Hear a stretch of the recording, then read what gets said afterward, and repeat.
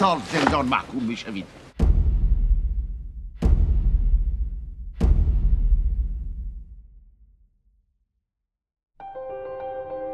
در همسایه به بچه‌ها گفتم بابام مرده. از بچه‌ها باید مال شما باشه.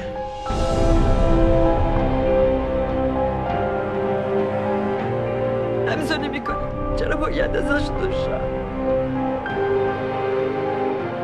من عاشقتون هستم.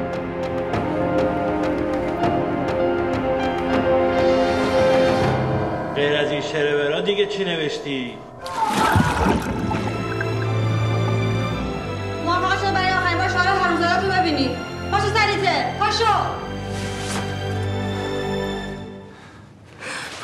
مینا؟